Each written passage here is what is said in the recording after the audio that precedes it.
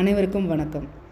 பொதுவாக நம்ம வீட்டில் விசேஷங்கள் இந்த மாதிரி ஏற்படும்போது நம்ம வீட்டில் இருக்கவங்க பெரியவங்களாகட்டும் என்ன சொல்லி வாழ்த்துவாங்க அப்படின்னா, நல்லா இருங்க கண்ணு, இல்லை கை கால் சுகத்தோடு நல்லா இருங்க, நோய் நொடி இல்லாமல் இருங்க அப்படின்னு சொல்லி வாழ்த்துவாங்க.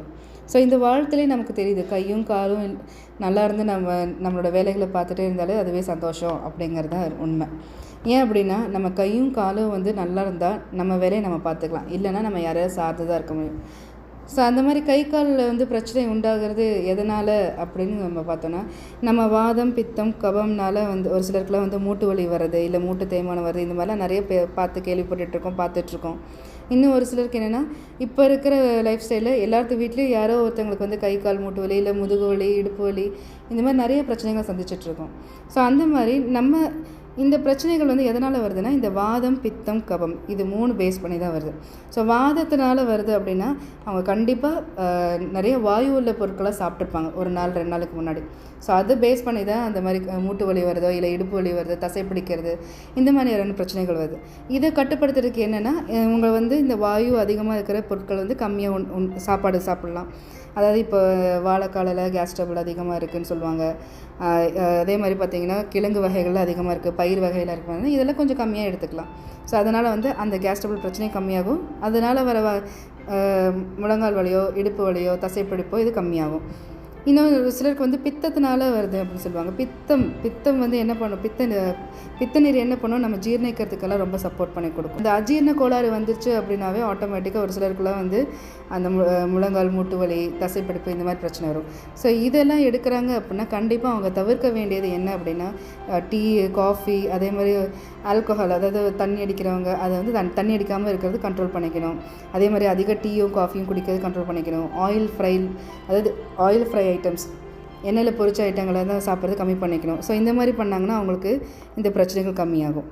அதே மாதிரி இப்போ கபத்தினால, அதாவது நாள்பட்ட சளி கபம்லாம் வருது அப்படின்னா அவங்களுக்குலாம் அது எதனால் இருக்குன்னா, நிறையா மில்க் ப்ராடக்ட்ஸ், அதாவது பால் பொருட்கள் நிறைய எடுத்து வந்திருப்பாங்க, அதனால தான் இந்த பிரச்சனை. ஸோ இதுக்கு தகுந்த மாதிரி நம்ம அந்த பொருட்கள்லாம் கம்மியாக எடுத்துட்டோம்னாவே அந்த பிரச்சனை தான் தப்பிச்சுக்கலாம். ஸோ இது பேசிக்காக நான் இந்த சொல்லியிருக்கேன். ஆனால் நம்ம டாப் டைமில் இதுக்காக என்ன கொடுத்துருக்காங்கன்னா, ஜொடாரம் டேப்லெட். ஸோ இந்த சஞ்சீவி ஜொடாரம் டேப்லெட் என்ன பண்ணோன்னா, நமக்கு டெய்லி எடுக்கும்போது என்னன்னா, அந்த தசைப்பிடிப்போ, உடம்பு வலியோ, கை கால் மூட்டு வலி, இந்த மாதிரியான இருக்கிற பிரச்சனைகளுக்கு தீர்வாக இருக்கும். ஸோ இதில் என்ன கலந்துருக்காங்கன்னா, குங்குளி மரத்தோட பிசின். ஸோ இந்த பிசின் என்ன பண்ணுன்னா, நம்மளோட முழு ஹெல்த்தையும் பார்த்துக்கும். ஜாயிண்ட், அதாவது மூட்டுகளோட ஸ்ட்ரென்த்தை பலப்படுத்தும். அதே மாதிரி கொலஸ்ட்ராலை கண்ட்ரோல் பண்ணுறதுக்கு சப்போர்ட் பண்ணி கொடுக்கும். வெயிட் மேனேஜ் பண்ணுறதுக்கு சப்போர்ட் பண்ணி கொடுக்கும். அதே மாதிரி நொச்சி இலை ஒரு நல்ல ஒரு ஆன்டி ஆக்சிடென்ட். தசைப்பிடிப்பு, ஜாயிண்ட் பெயினுக்கு இது ரொம்ப ஹெல்ப் பண்ணும். அதுக்கடுத்து பார்த்திங்கன்னா, நன்னாரி வேர் என்ன பண்ணும் அப்படின்னா, நம்ம உடம்பு வலியை போக்குறதுக்கும், அதே மாதிரி இந்த வாதம் வருதுன்னு சொல்கிறாங்க இல்லையா, அந்த வாதம் வராமல் பார்த்துக்கிறதுக்கும் இந்த நன்னாரியோட வேர் ரொம்ப சப்போர்ட் பண்ணி கொடுக்கும்.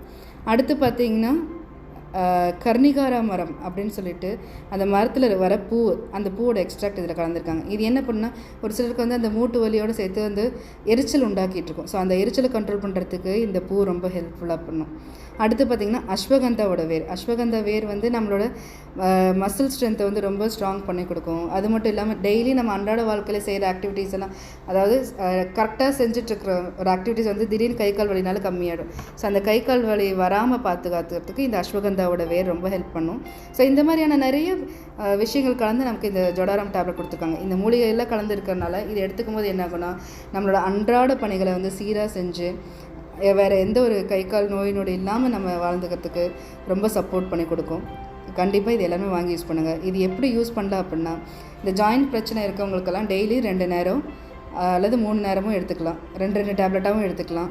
அதே மாதிரி இந்த வாதம் பிரச்சனை இருக்கிறவங்களுக்கு, தசைப்பிடிப்பு இருக்கிறவங்களுக்கு, அதே மாதிரி கை கால் மூட்டு வலி, மணிக்கட்டில் இருக்கிற வலி, கழுத்து வலி, இடுப்பு வலி, இந்த மாதிரி இருக்கிறவங்களுக்கு டெய்லி 2 நேரமும் சாப்பிட்டதுக்கப்புறம் 2 டேப்லெட் எடுக்க சொல்லலாம்.